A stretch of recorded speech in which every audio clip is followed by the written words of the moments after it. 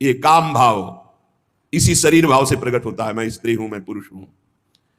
ये सम्मोह जाल में फंसाकर पूरा जीवन नष्ट कर देता है। इसलिए शरीर राग मिटाना ही साधना है। तुम शरीर नहीं हो। त्यक्त्वा दूरेण, शरीर राग को जो दूर से ही त्याग दिया, वो वृंदावन के मध्य में रास विलास परायण कुंज निकुंजों में जो प्रिया प्रीतम है, इनका साक्षात्कार कर पाता है। शरीर राग। इसीलिए हमें सबसे पहले आज्ञा पालन करने का स्वभाव बनाना चाहिए। जो आज्ञा हुई वैसा। बहुत बुरा फंसाव है, अहम आज्ञा पालन करने नहीं देता। और अगर आज्ञा पालन हो तो अहम नहीं रह सकता, पर अहम आज्ञा पालन नहीं करने, अपने को बुद्धिमान, अपने को निर्णायक समझकर वो फंसता चला जाता है। यहां तक अहम इतना बढ़ जाता है कि गुरुजनों के वचनों में भी दोष और गुरुजनों से भी द्वेष वृत्ति प्रकट हो जाती है, जो महान हानिकारक, स्वार्थ परमार्थ दोनों को विध्वंस करने वाली है। सर्वात्मार्थोरु विघ्नम कलय यदि मनो योषिताम भाव निघ्नम। यदि तुम थोड़ा भी बुद्धि रखते हो तो सर्वनाश करने वाले इस काम से अपने आप को बचा लो।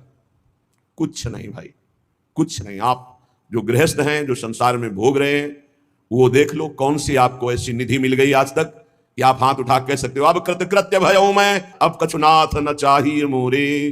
ऐसा नहीं बोल सकते। जिनको भोगने को नहीं मिला है वो अंदर से सोचते हैं कि संसार में अगर त्रिभुवन में कोई सुख है तो काम सुख है।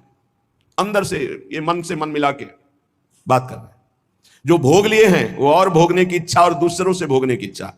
जो नहीं भोगे हैं वो पछता रहे। अंत तो गत्वा काम सर्वनाश कर देता है, सर्वनाश।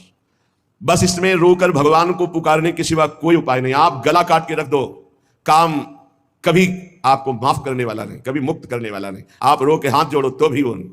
बहुत दुष्ट, महापापी, महासनो, भगवान के वचन है। महापापी, महासनो, बिल्कुल दयालु नहीं।